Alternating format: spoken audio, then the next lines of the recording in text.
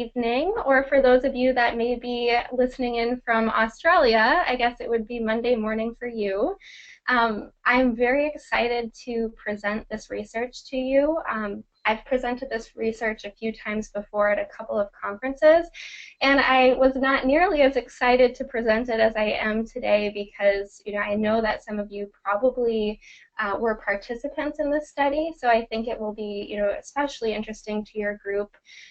Feel free to jump in with questions, like Jackie said, whenever you have them. I do want this to be more dynamic, more informal, so I would love it if you do have questions to bring those up throughout, and I'm happy to address those.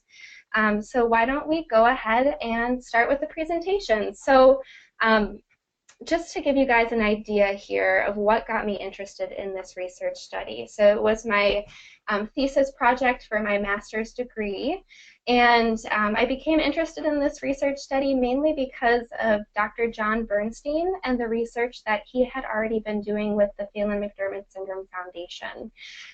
He actually had a lot of data that his group had previously collected, and he said, well, Della, why don't you take a look at this data and see if there's anything interesting that you would want to dig into a little bit deeper.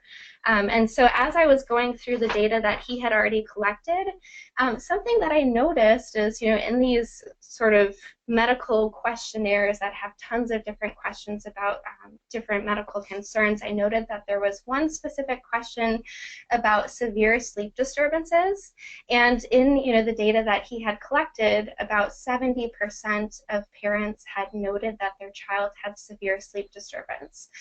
So I found that interesting, and when I looked into the literature, I really didn't find much else out about sleep disturbance. So there really was a lack of information about sleep disturbance in individuals with Phelan-McDermid syndrome. And another piece that I noted is when it came to some of the recently published articles regarding medical management guidelines for individuals with Phelan-McDermid syndrome, sleep disturbances was quite minimally addressed. So I figured it would be an interesting area to explore further. And fortunately, Dr. John Bernstein works with a group who have several sleep specialists on their team, and they were very interested in helping me out with this research project, since really I was coming at it from an angle of a genetic counselor who wanted to do some sort of study regarding individuals with a known genetic condition. But initially I knew very little about sleep disturbance, so this whole project was really quite a learning process for me, and it was really a fun way to interact with the Phelan-McDermid Syndrome Foundation and with families like you. So, another piece just to highlight is I was able to attend the Phelan-McDermid Syndrome conference, the family conference in 2014. So I may have actually met some of you on the line at that conference. And I talked to families about their experience with their child's sleep disturbance, and those conversations are really what made me realize that it would be important not only to assess the types of sleep disturbances that we're seeing in children, but also find a way to assess how these sleep disturbances in children might be correlated with or might be impacting the sleep and daytime functioning of their caregivers. So that, from my conversations with families was something that was really important for me to incorporate into this study. Coming at it, from an angle where I'm often dealing with families, you realize in the medical field that you need to address family concerns and the impact of specific medical concerns of a patient on family members, on parents. So I did want to see how sleep disturbance impacted the whole family. So moving along to my study objectives, I had 3 specific study objectives. The first was to document sleep disturbances in individuals with Phelan-McDermid syndrome. The second was to assess whether individuals with Phelan-McDermid syndrome are routinely evaluated for sleep disorders. And the third was to examine the relationship between the sleep behavior of individuals with Phelan-McDermid syndrome and the sleep behavior of their caregivers. So in order to achieve these study objectives, I used an online survey that consisted of 2 questionnaires. The first questionnaire was called the Child Sleep Habits Questionnaire.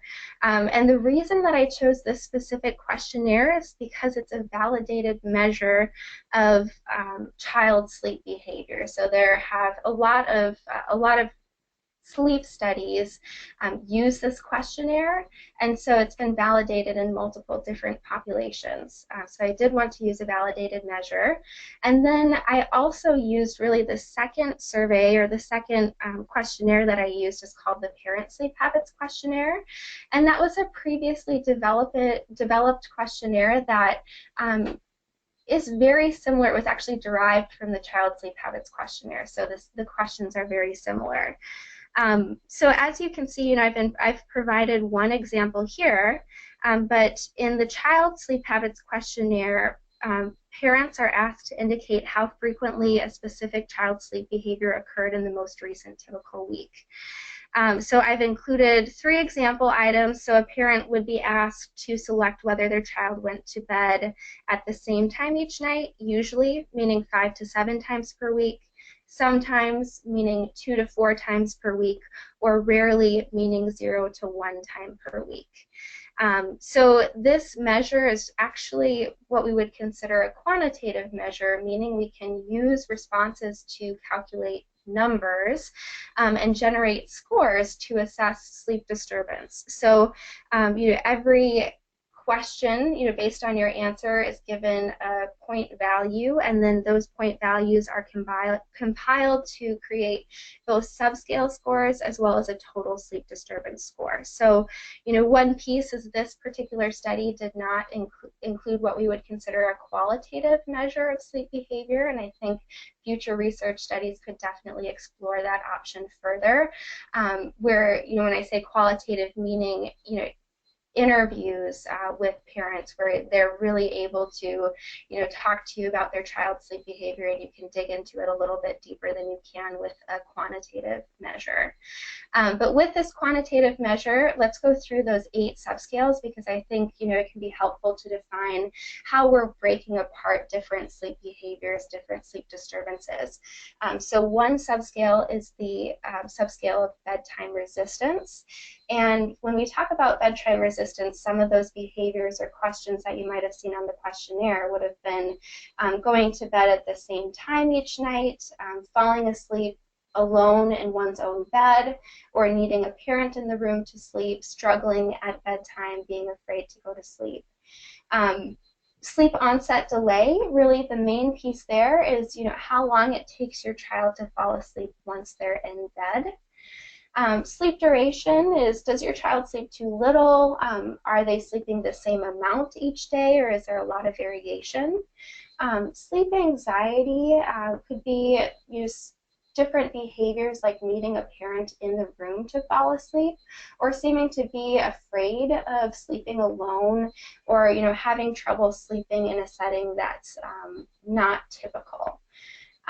Night wakings, obviously, how often is your kiddo waking up during the night, and once they're awake, do they need help going back to sleep?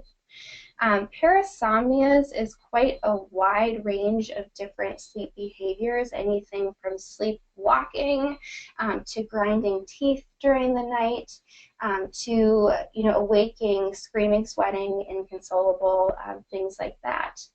And sleep disordered breathing, how is your child's breathing during the night? So is there snoring?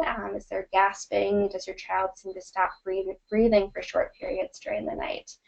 And then daytime sleepiness, obviously, how tired is your child seeming during the day? So that's kind of how these different questions get broken apart into different subscales.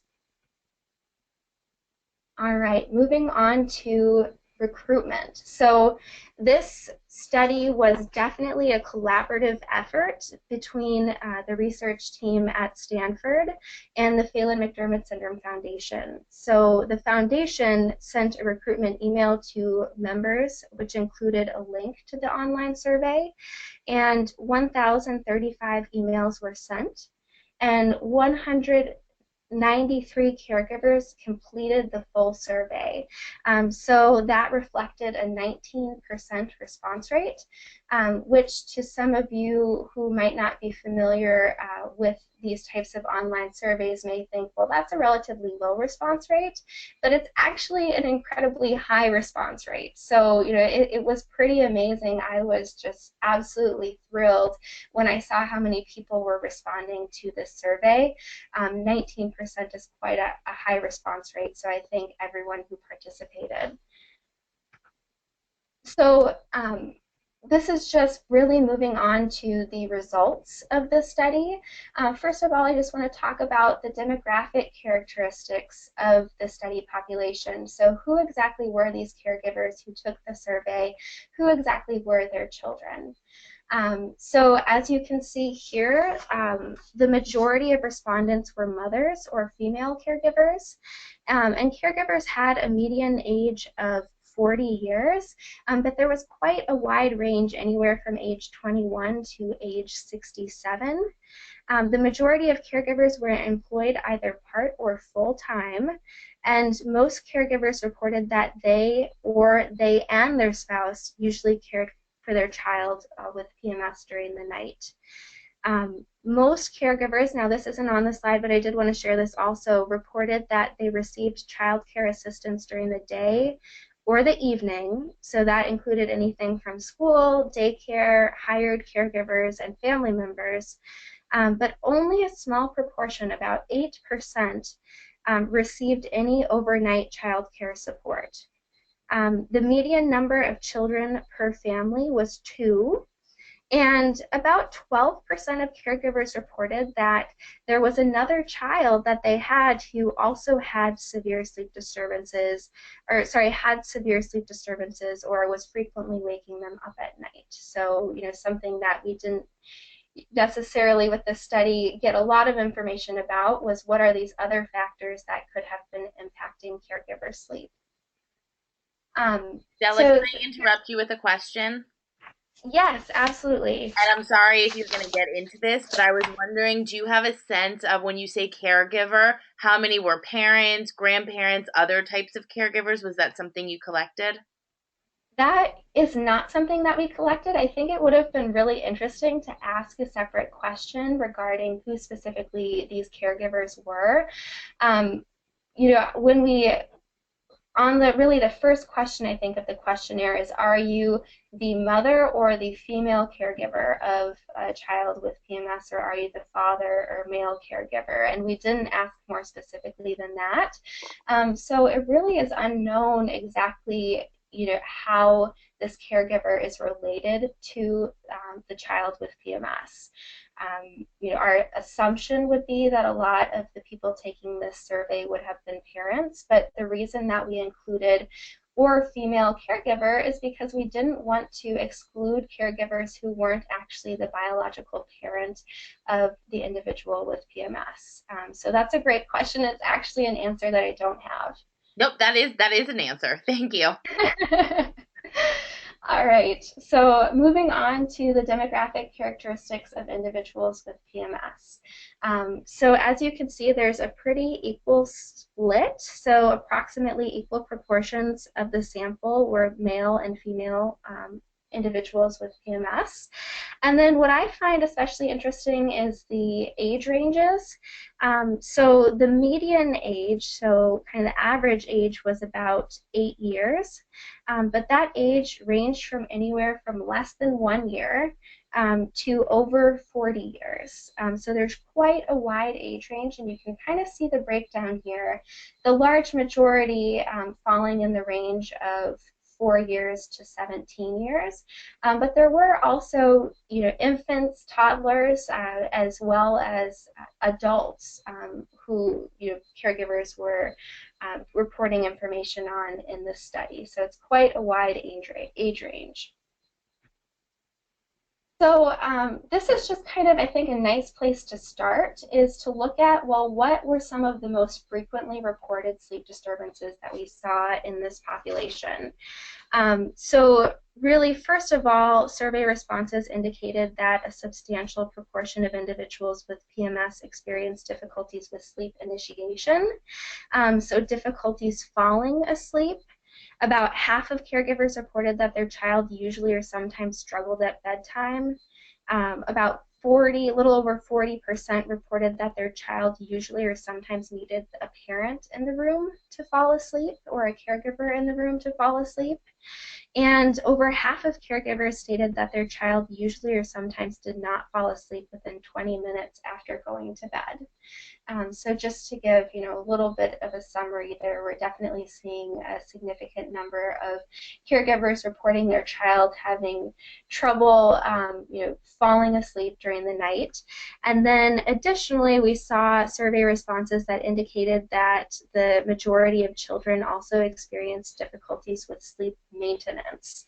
So when I say sleep maintenance, what I mean is staying asleep during the night. So specifically, over half of caregivers, about 60% reported that their child usually or sometimes woke up more than once during the night. And that's more than once during the night, not just once. And most, close to 80%, reported that their child usually or sometimes needed help to return to sleep after waking. So kiddos are waking up a lot of the time and unable to fall back asleep on their own. So, you can kind of run through all of these. I'm going to go into some of them in a bit more detail, so I'll skip ahead here, but we can come back to this slide if anyone has more specific questions about all of these. So night wakings specifically, we see that 68.7% reported that their child's night wakings usually lasted more than 15 minutes. And just to give a frame of reference, any night waking that's over 15 minutes is generally considered longer than typical. So that's over 15 minutes, and then you can also see that about half reported that their child's night wakings usually lasted more than 30 minutes, and close to 23% reported that their child's night wakings usually lasted more than an hour. Then I pulled out some of the specific parasomnias that were more commonly reported in this study population. About 70% reported that their child was restless or moved a lot during sleep, so a lot of movement during the night, restless sleeping. About 67% reported that their child wet the bed during the night. 54% reported that their child ground his or her teeth during the night. And close to 30% here reported that their child woke up in the night screaming, sweating, and inconsolable. Della, we have a question about if you could go back maybe one slide. Nope, one more. Mm-hmm. This was in relation to children that wet the bed. Mm-hmm. This was in this graph. Excuse me, in the graph, the child that wets the bed, are they all potty trained or in underwear? Was there any specification about that? There was not. No, that's a really good question. And so, I think we don't know these children who are wetting the bed, are they, wetting themselves during the day? There wasn't any clear question to differentiate that, whether it was just a problem with bedwetting or whether it was a problem during daytime as well. And I think that's a piece, that would be important to assess to get a better understanding of whether this is more related to a sleep disorder or whether this is more related to both a nighttime and daytime behavior. Great, thanks. Yeah. So let's see. Another piece I wanted to pull out was regarding reported symptoms of sleep disordered breathing. So about would have been 34.4% reported that their child usually or sometimes demonstrated behaviors related to sleep disordered breathing, snoring loudly being the most common reported symptom, snorting or gasping during sleep being the next most common, and then seeming to stop breathing during sleep was actually 13.6% of parents or caregivers were reporting this for their child. So this is quite a busy slide. It's a table that was included in the paper that we'll be publishing on this research, but I did want to pull out some information from the bottom of this table here. So really, this is the actual scores or these are the actual scores that were generated through this study, and they're broken apart by subscales up top, and then down bottom by the total sleep score for children. And one piece you can see here is that it's pretty similar, when we're looking at the ages of children split up into ages less than 1 to 3 years, 4 to 10 years, 11 to 17 years, older than 18, and then all, I guess, at or older than 18 here, and then all ages combined.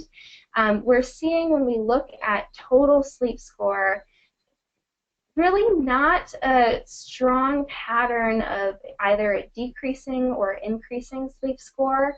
And just to provide a little bit of a frame of reference, there is a clinical cutoff score that was defined at 41. So if an individual were to take, or a caregiver were to take this survey and their child scored at a score higher than 41, that would be considered marked sleep disturbance or indicating evidence of a sleep disorder. And what you can see for all of these age groups, that the mean score or the average score in that age group is above that clinical cutoff score of 41, and it's actually quite significantly above. 55, close to 53, 48, close to 51, and then 51, 52 here. So when you actually look at the percentages, you can see that for every age group here, at least 88%, if not more, of the individuals would have been defined as having marked clinical sleep disturbance based on this screening tool or this questionnaire. So that's kind of the main piece I wanted to pull out from this slide. I do know it's a busy slide here. And then this slide is really a slide. I also included this table in the paper that we'll be publishing, but what we did is what are called Pearson correlation analyses, which are statistical tests that can be performed to see if there is a significant difference between two particular things. So really the main thing we were, or sorry, not between two particular things, but really the main thing that we were trying to see if there was a difference between was the score regarding sleep disturbance and then the age of the child. And the star here represents that there was a statistically significant difference, and then for the rest of these there was not a statistically significant difference. So what we're finding is that when it comes to bedtime resistance or behaviors related to bedtime resistance, as a child gets older, those behaviors tend to improve or get better. They're less reported when it comes to bedtime resistance. But when it comes to every other subscale, as well as the total sleep score, we're not seeing improvement, or at least statistically significant improvement with age.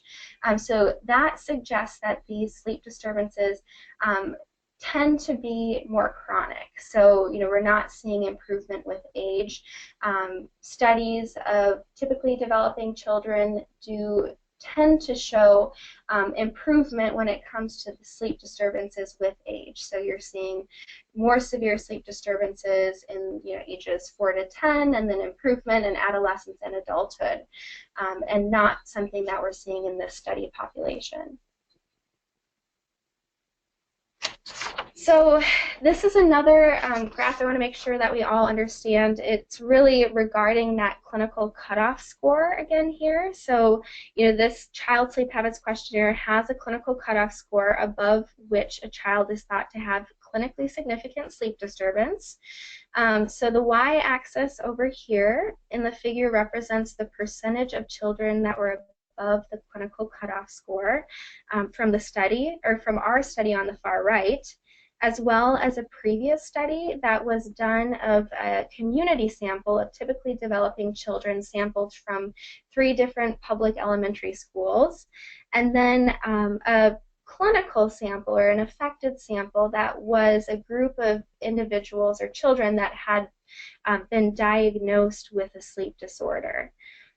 So just to specify here as well, in this previous study, only children ages 4 to 10 were included. So I did stratify my data and included in this comparison only the scores from children that were included in our study ages 4 to 10. So it did not include the entire study population. But the main point I want to make here is that our study population tended to reflect more the study population of individuals that had a known sleep disorder, and was definitely higher than that community sample, or what you might consider a control sample in that previous study. So just to provide a little bit of a frame of reference there, I thought it would be helpful to compare to a previous study, although we can't make any conclusions from this data. We can't do any statistical analyses when we're working with a previous sample. This is a figure that's very similar to the one on the previous page, except kind of flip-flopped and broken down by the subscale scores. So the white line here reflects the score of our study population.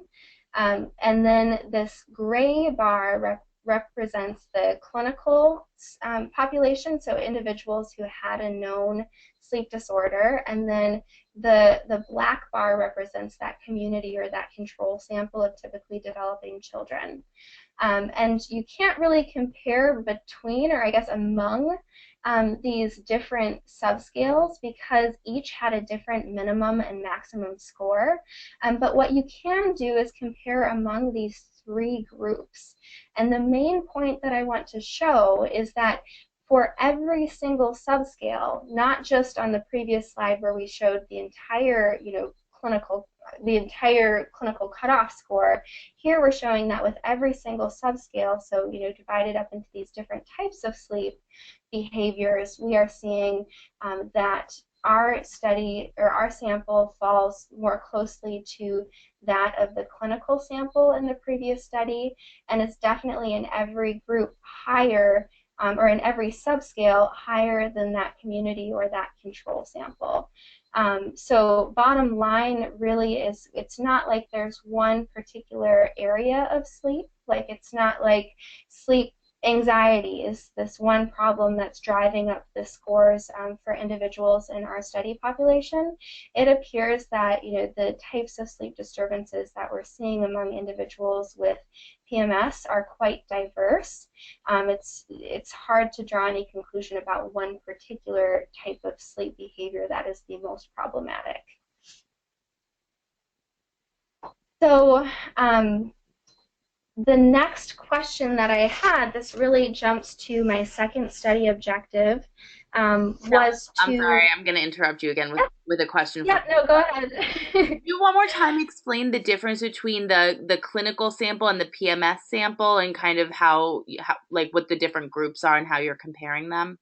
Yep, absolutely. So the PMS sample is, from the data that I collected. So, our study population being individuals with a diagnosis of PMS. The clinical sample was collected by a researcher, Dr. Owens, and her colleagues, as well as the community sample was collected by that same group. And the clinical sample, they actually recruited individuals from a sleep center, and each of these individuals, or I guess it's really defined as children ages 4 to 10 years, had been diagnosed with at least one type of sleep disorder, so known to have a particular sleep disorder.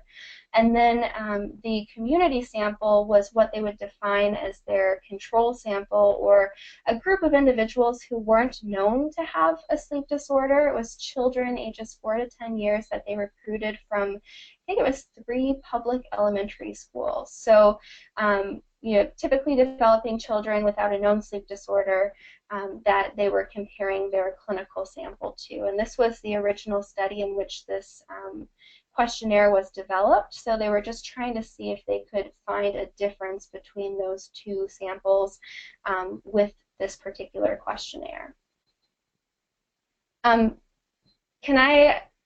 Did that answer your question, or is there something else I can explain a little bit better? I will wait and see if there's a follow-up question, but that sounded pretty good. Okay. So, Yeah, I know this is, this gets a little bit into the nitty-gritty bit of it, showing a lot of tables and figures here. So let me know if I can explain anything again or in more detail. okay, thanks. So this jumps on to my second study objective, which was really trying to assess whether individuals in our study population were being formally evaluated for sleep disorders. So caregivers were asked whether their child had undergone, quote, a formal sleep assessment, which we defined as overnight monitoring of your child by a sleep specialist. And we also asked whether their child had been diagnosed with a sleep disorder. So as you can see, like we've already been talking about, in our entire study population, about 90% of individuals with Phelan-McDermid syndrome showed evidence of marked sleep disturbance based on caregiver responses to the Child Sleep Habits Questionnaire. However, only 22% had undergone that formal sleep assessment, and 17% had been diagnosed with a sleep disorder.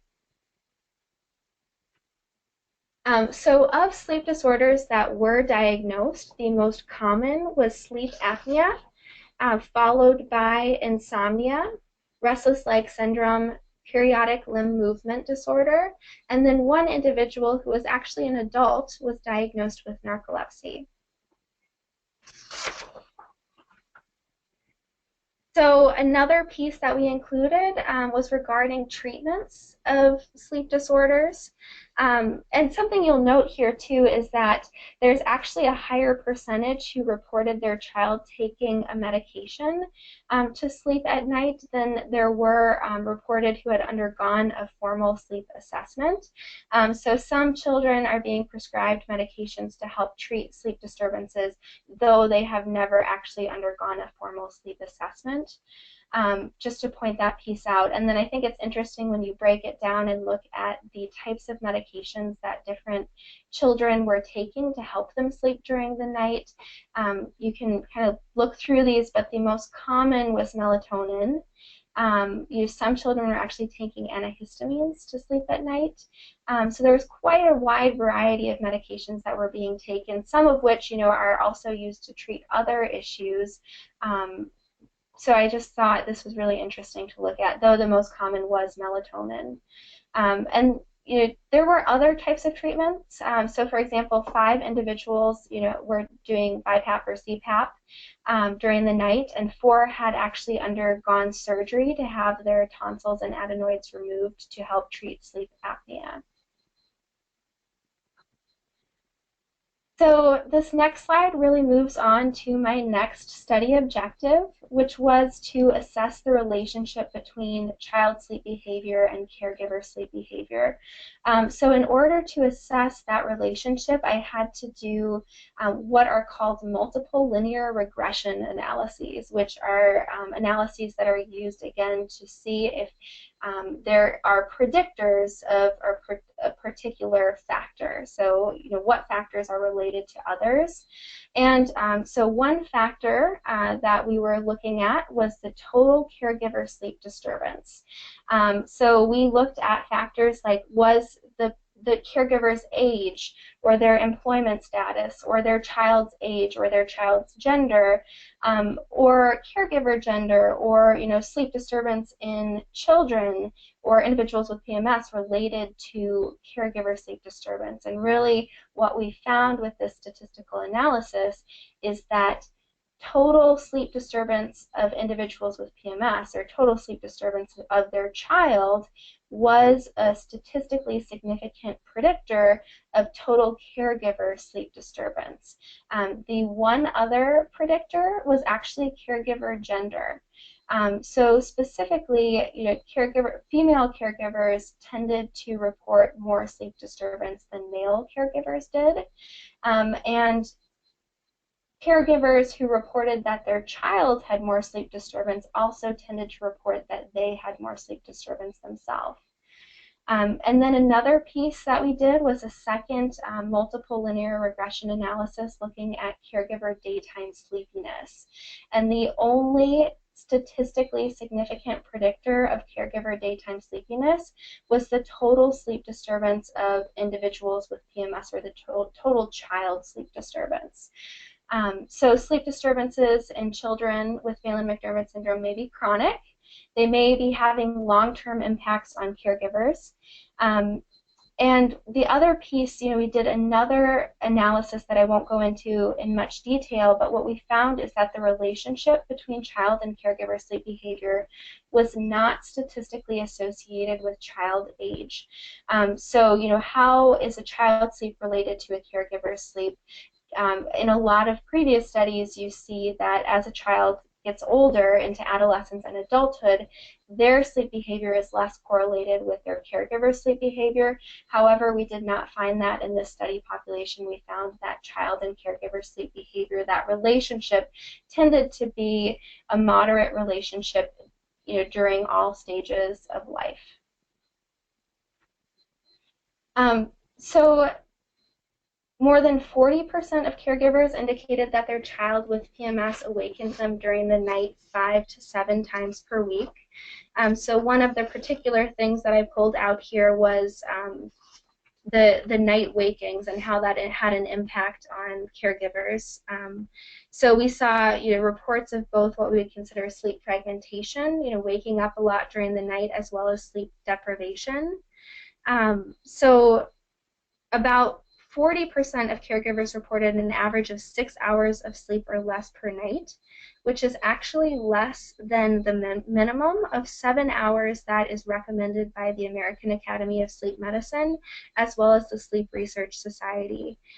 So, a significant number of caregivers were reporting sleep deprivation, and we did see signs of sleep deprivation in the questions they were answering, such as irritability, difficulty concentrating at work, becoming drowsy while driving the car, and napping during the day.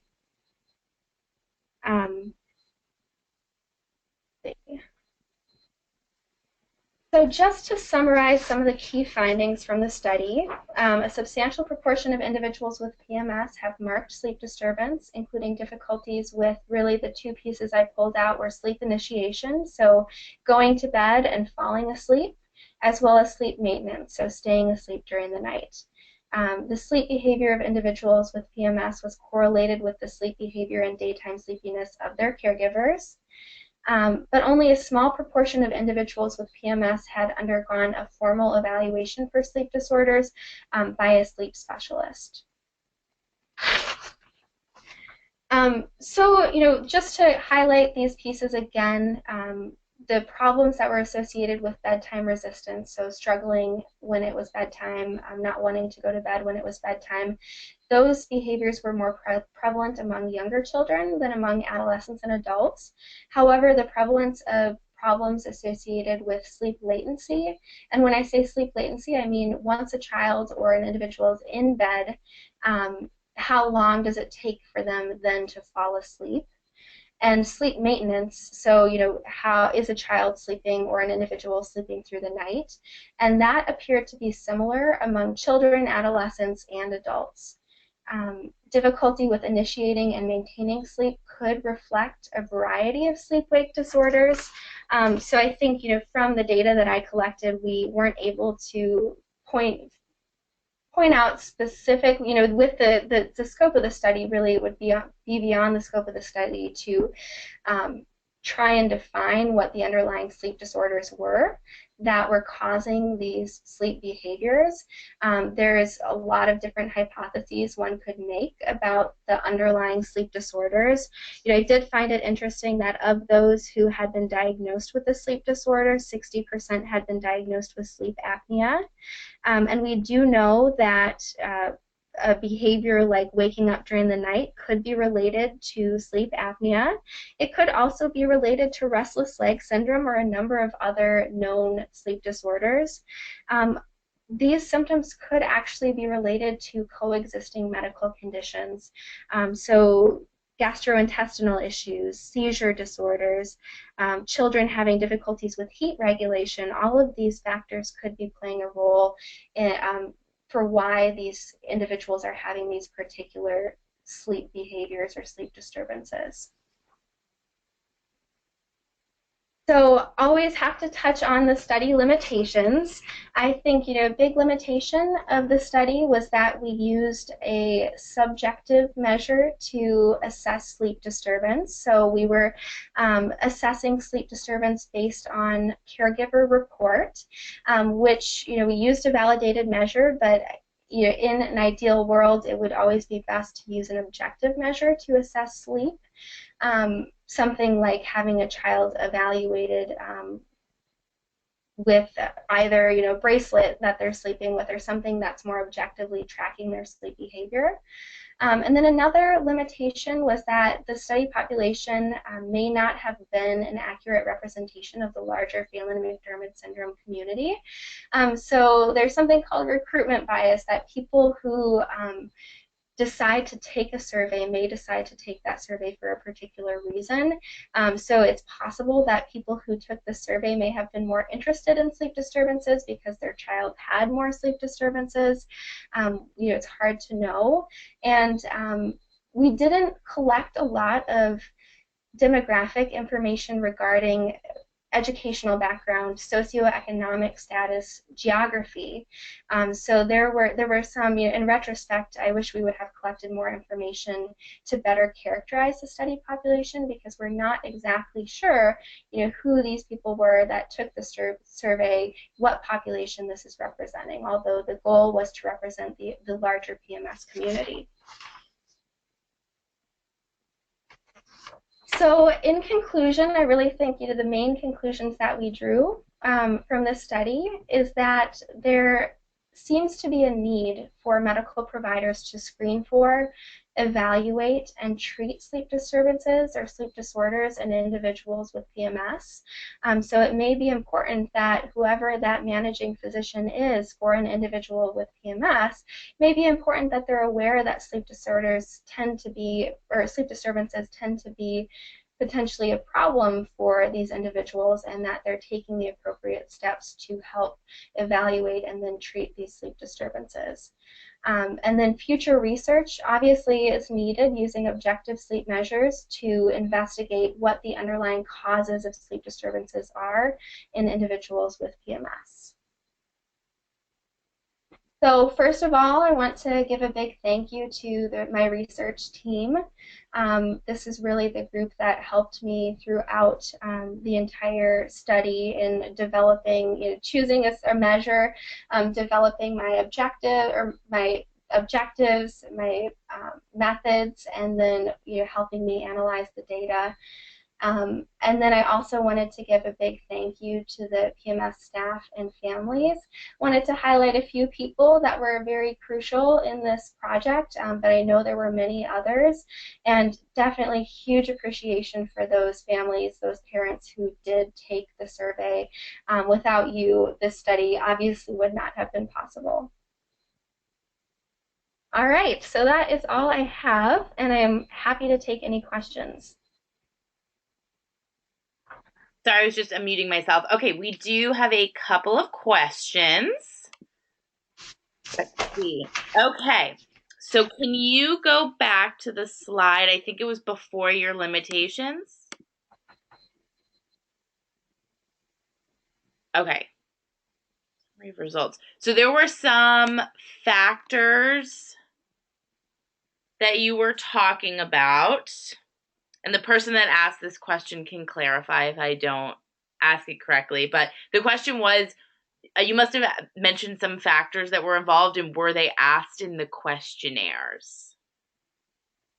And I'm not sure.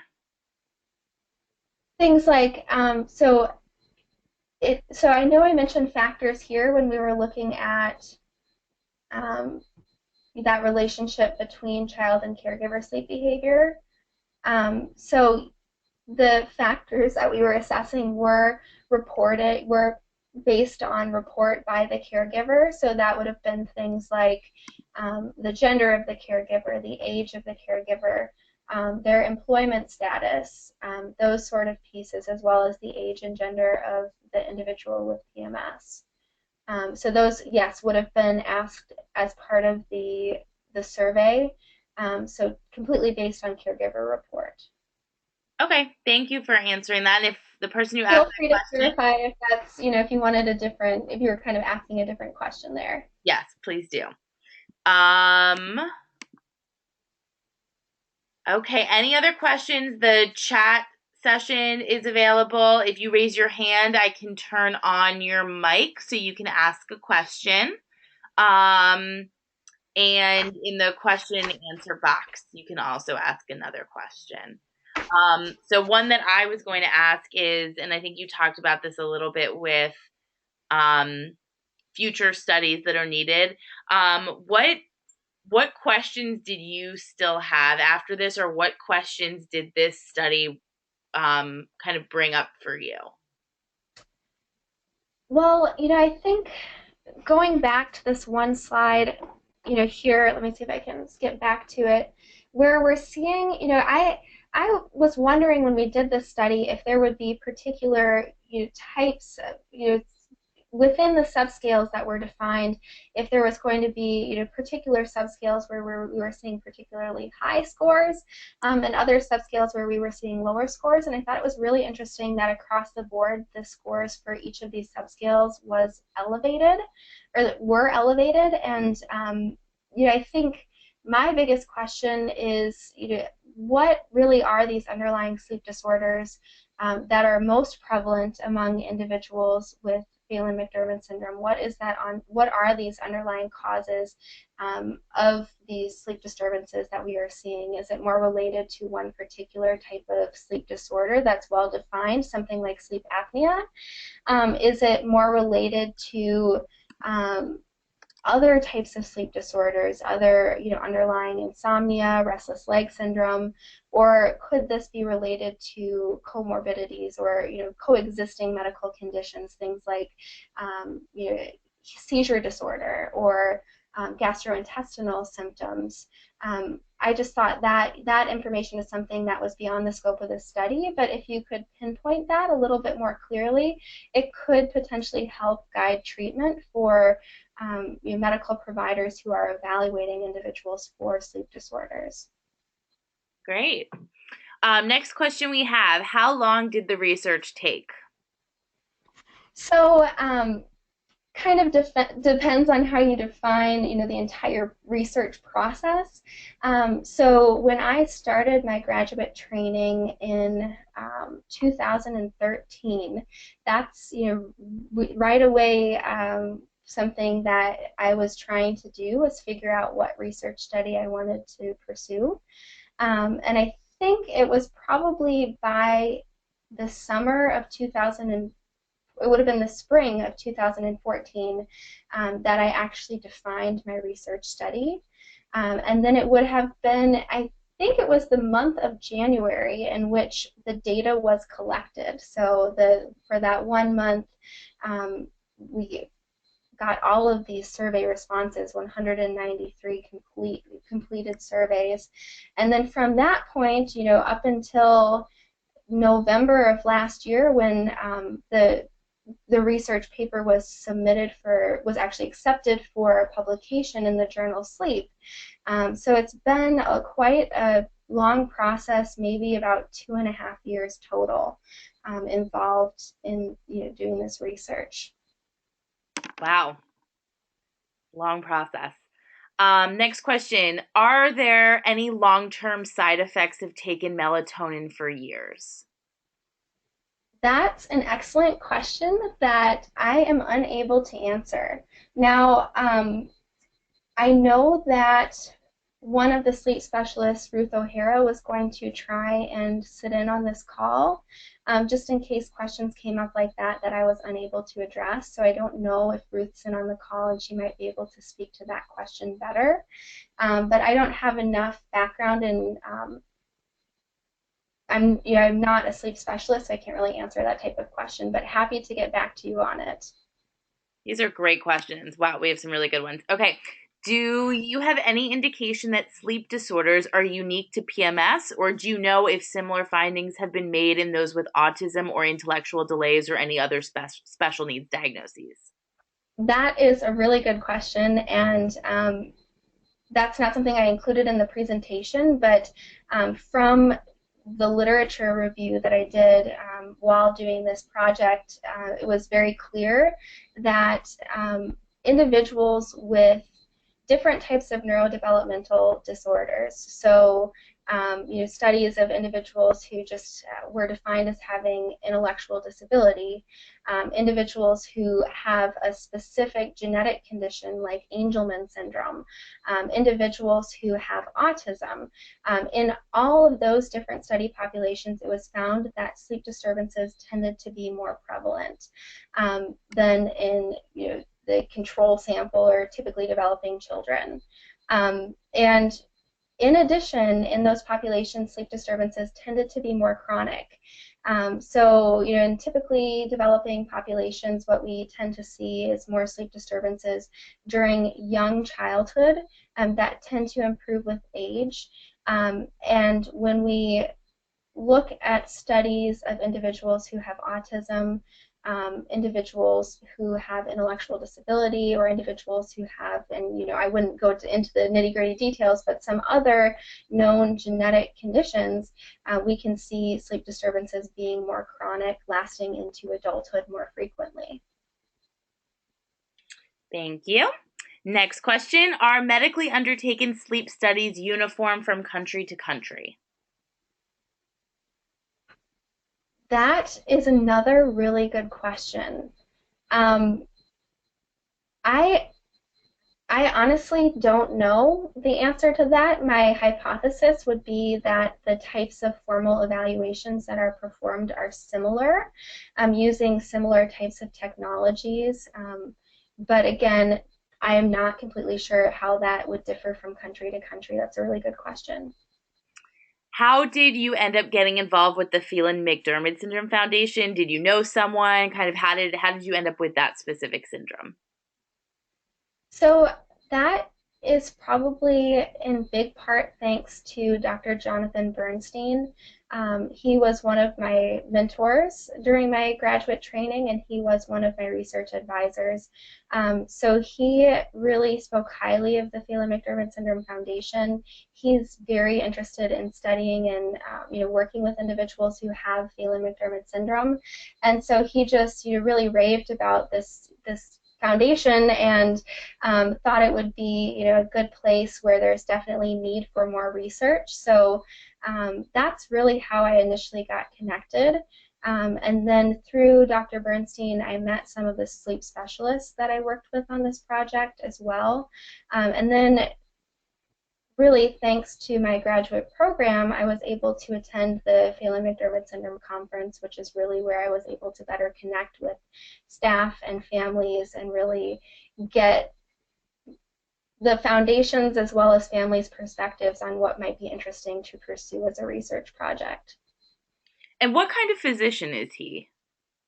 So Dr. Bernstein is a medical geneticist. So he has his MD, and then he has a special degree in medical genetics, or specializes in medical genetics, and then he also has a PhD in genetics as well. So he participates in a lot of research in addition to working in the clinical setting with individuals who have Phelan-McDermid syndrome.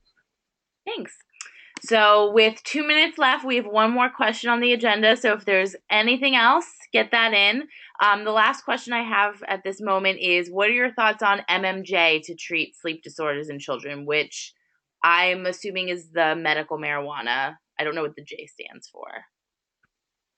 That's another really good question that I feel like I'm going to have to defer to a sleep specialist, just really beyond my area of expertise. But an excellent question, and I think maybe if Ruth is on the line, she might be able to touch on that a little bit. I don't see her on the list, but I'm sure we can get some thoughts from her and then let the families know later this week. Yeah, absolutely. It's something, I sent an email to Ruth and also to Michelle, really the two sleep specialists on our research team. And they, talked about, well, if there were remaining questions or if there was a lot of interest in sleep disturbance, they would be happy to, put together some type of article that could be shared on the website with just general information about sleep disorders. So that's something that we could do as well, kind of in follow-up. Great. So that's all I have for now, and we are right up against the time. So Della, I just want to thank you so much for your presentation and sharing these experiences. We had some fantastic questions, so thank you to all of our attendees.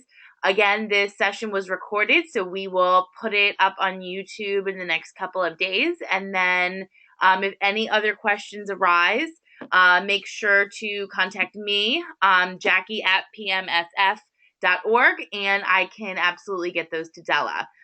So once you leave the webinar, you're going to get an evaluation survey. So if you could fill that out and let us know what you thought, that would be wonderful.